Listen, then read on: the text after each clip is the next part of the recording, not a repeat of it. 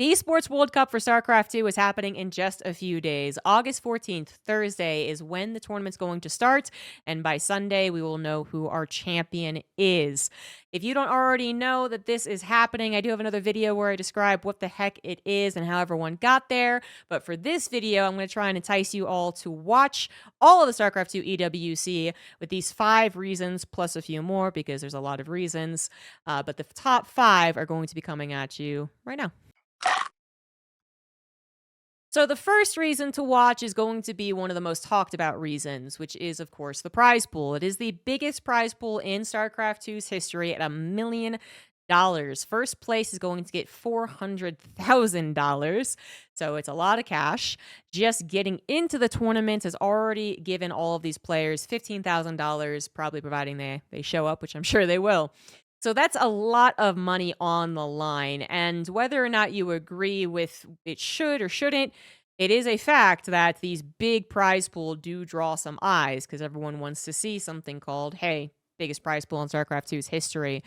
But it also means that the players are really digging deep to try and practice as much as possible to continue up that ladder and get to that $400,000 first place prize, not to mention add another trophy to their trophy cabinets, but then also alongside the individual prize pool, you do have the club championship. So it's kind of a 2-for-1 deal and the reason to watch. The club championships, if you don't know, it's a huge prize pool and it's about the teams. So for instance, Team Liquid, very familiar in StarCraft 2, they have other games. They have other teams and other games. So they got Dota, they got League, they got CS. And a lot of those games are at the EWC. And what is trying to be attempted here is kind of like to gather a reason to have people watch multiple games, which, esports doesn't really do all that much of.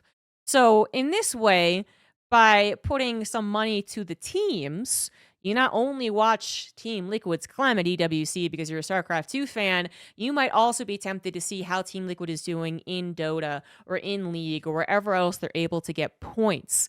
We are actually going to be one of the second or third to last weeks, so we're going to be in that spot. We're also going to start really counting the number of people who have placed in the EWC and who has actually won EWC events, because all of that is going to be added up together for the club championship to determine who is the winner. So if Team Liquid has X amount of points from Dota, X amount of points from StarCraft, and Klim wins the EWC for StarCraft 2, well, they could very well win the entirety of the club championships, and that is a lot of extra money. You can find out more information. They've done videos about it with Machine in it, and it's a big deal because it is a lot of money, and it is one of these opportunities that doesn't exist too much for us, where other esports viewers will look to StarCraft 2. Now, it doesn't mean they're going to be convinced to stay forever, but that's a lot of new eyes on the game, and you want to be there in the chat helping those guys out, right? That's another reason to not just be watching the EWC, but I guess also just trying to make a better community. But seriously, it is such a draw. It is such an important moment, and a lot of the reason it is important for StarCraft 2 and its prestige is heightened, and I don't know, everything about it is just such a festival, is that it is $1 million, and it is an additional millions of dollars for the club championships that now StarCraft 2 players can actually impact teams. Hasn't been happening that large of a scale in quite some time.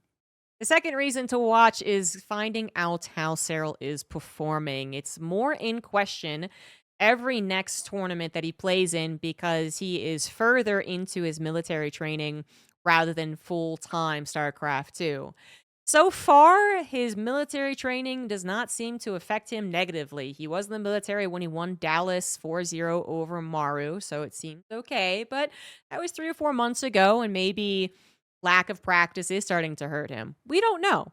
But I will say his practice regimen in general seems like it'd do fine with the situation that he's in. But also, he's had the last few weeks to actually purely practice for the EWC. So it isn't really one of these, oh, he's been away, unable to practice, not touching a keyboard, and now he has to show up and play. And it's really not that extreme. But it is still a fair question. Does the military service over the last 5 or whatever months that it's been, does it eventually impact Serral's performance? Well, we might find out at EWC because he is the favorite to win. So basically, anything less than straight victory will have people wondering about his future as he continues being in the military. The third reason to watch the EWC, and my personal favorite reason, is to watch Dark. Dark is having an epic story. He's always been a pretty cool guy. He's always, well, since 2012, he's always been someone to watch and someone to even favor in tournaments as the years went on. He won BlizzCon, but kind of one that no one really remembers or remembers fondly. And he has been a consistent contender of any of the other greats of StarCraft 2. He's been a contender for the finals. He's been a contender for winning it. And for as long as he has been a contender for all of these things, his record isn't as good as you would expect. He's very, very consistent, was the most consistent player for Katowices over the entirety of StarCraft 2's history, but he was consistently round of 8, round of 4. So basically, Dark's always been super, super amazing, but not quite enough to continue grasping championship after championship. So even after 12 years as StarCraft 2 professional, he is actually only now potentially going to reach his 10th Premier victory. Obviously, a lot of smaller things have happened, but as far as premieres go, and that's what he's actually stated is his goal, not just because 10 is a nice round number, but also because it's probably going to be his last tournament before he goes off to military, as that has been a storyline for a while. The longer it's a storyline, the more that it is true. He will soon have to go to the military. Eventually, they do force you. So it could very well be his last tournament. It could be his chance to win that 10th Premier victory. And he could do it while being a dad, which his GSL post-victory speech was touching. And, even if I just go all in practice, I don't have that much time to take care of the baby. So my wife did an exceptional job, take care of the baby. And watching that, I got really emotional, and I felt like I had to win no matter what. I had to win this season. I mean, a completely different mindset after getting married, but Dark. He went from being just this cool badass with a fun play style to having a heart and being a dad and being a dad Zerg. And he also just seems to be even more of a heavy hitter because of all those things.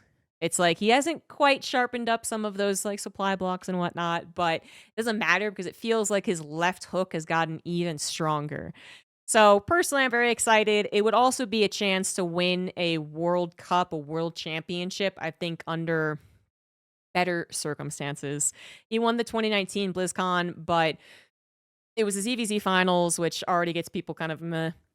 The meta was super bad with Swarm Host, which is very meh.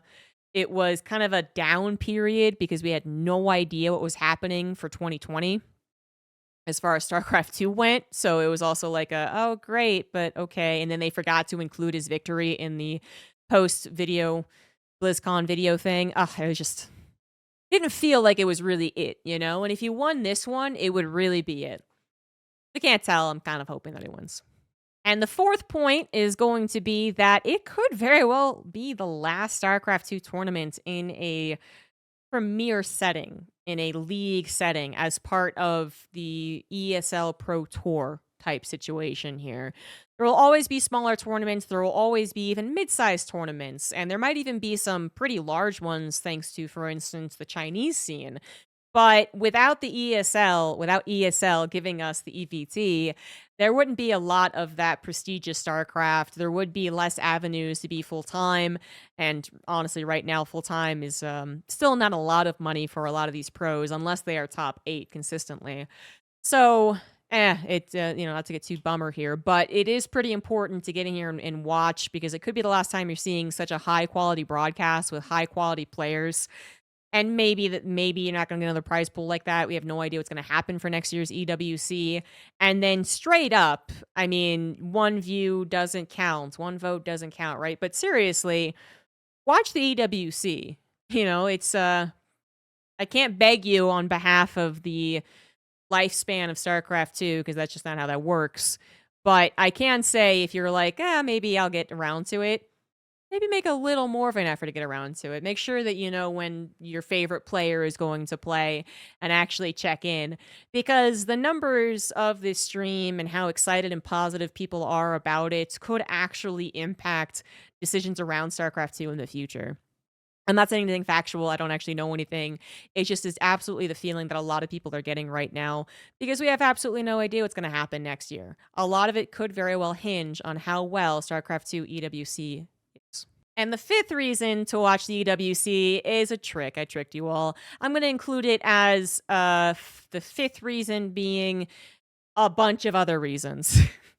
A collection of individual stories is what I'm going to go ahead and cheat here with. So number 5 is the individual stories, of which I will not list every single one, but I've got a couple that kind of came off the top of my head, and stories that will continue to evolve and continue to be discovered and brought up on the desk and all that, and now how it goes. But I wanted to just kind of list these all out.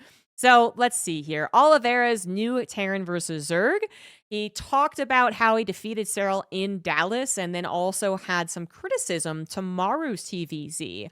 Now, it's not so simple as to say Oliveira is pushing the meta forward or that he is better than Maru straight up. But it was interesting reading about that and then knowing there is a chance that Oliveira could have this match finally come back to him. So he finally got it in Dallas, and it got very, very close, 3-2 in Serral's favor. But Serral is the missing piece of Oliveira's story. His Katowice story was only marred by one thing. He defeated almost every top-tier player in the world except Serral. Got a chance at Dallas, barely missed out, was the closest to defeating Serral at that tournament. And now there is still a chance that he would again have to take down Serral to give his hopes to getting the finals and getting that championship. And it's actually possible that he would beat Serral. Even though Serral's in the military and it talked about how it could affect him, it could not, whatever, he's the scariest guy in the tournament. And if Oliveira is bringing his S game in TVT, because that's his first bracket, and TVP is a little less important, you're looking at a lot of the Zergs to be the most intimidating portion. So first it's Maru, which got to get over that hump. But then Oliveira could be facing Dark. And then if he gets to the semifinals in some really cool run, he could be facing Serral in a best of 7 and actually try and defeat him. Or even in the finals, which would be completely epic because not only would Oliveira be in the finals again, but also he would be one of the guys who actually is given a chance against Serral. That's why I think his own, I was going to say feedback, but his own critical thinking of his games is really fun to read about. And he also is the defending world championship. So it's been a little weird because we've kind of been like, this is it. No, just kidding. Wait, hold on here. This is it now. But Oliveira was the 2023 Katowice champion. 2024 Katowice wasn't the world championship. So Serral didn't take his place, which means that whoever wins this will then be the world champion. Almost nailed it. But yeah, Oliveira is the defending world champion. Next up, I want to talk about Reynor and Cure's match. They're going up against each other first and foremost in a best of 5, and I think that it's a very interesting first match because they're both at very questionable areas of StarCraft 2 right now. Cure is generally very good, and TVT and TVP are absolutely his highlights. TVZ is a low light. It's not just medium, not just light, it's a low light in my opinion. It doesn't look very good more often than it looks good. So he's going to be coming in kind of like in a bad TVZ. Reynor is coming in with what the community considers a slump, and considering his previous results and the expectations that he set on himself and the community sets on him, yeah, okay, he is performing worse. There's just no question about that. But slump might be a little bit much of a strong word. But the point is, they're both coming into this match against each other in that area that is, are they actually at the top of their game? Are they actually informed to win this entire thing? It's going to be the test. It's also a rematch of the Gamers 8 finals last year, which was also in Riyadh, and the kind of little sister. So a rematch of Cure versus Reynor when they're both coming in as question marks. And what would be the coolest thing in the world would be if they came in as question marks and then they both are performing as good as they did at Gamers 8, which Reynor eventually won, but as much as that was the story, Cure, if Reynor wasn't the story, Cure would have been, because Cure was playing out of his mind. So it'd be the coolest thing if they came in and played this epic best of 5 against each other to remind everyone that they are real contenders for the finals. Continuing with the individual stories, I'm going to lump all the Protoss together. The Protoss Hope. Which one of you is it? Estrella, Showtime, Hero, or Classic? One of you has to get farther than the other. Probably, maybe. Actually, not.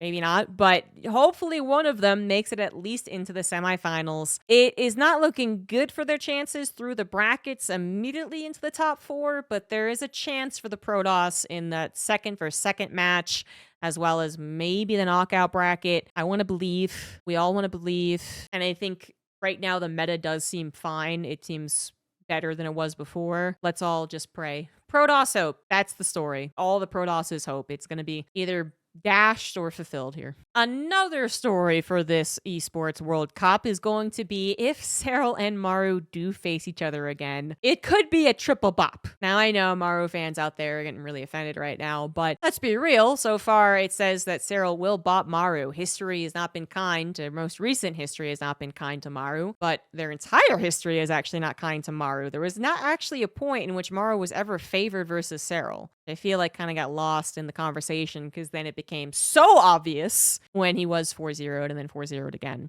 So if Serral and Maru happen again, we could either get a triple bop and Serral just continues to, like, I don't know, kick dirt over the grave, you know, or Maru proves that he can overcome this mental block versus Serral, that he can overcome a little bit of a mental block when it comes to winning a world championship, that he can actually perform up to Serral's level, because that's been in question, as rude as that is to say.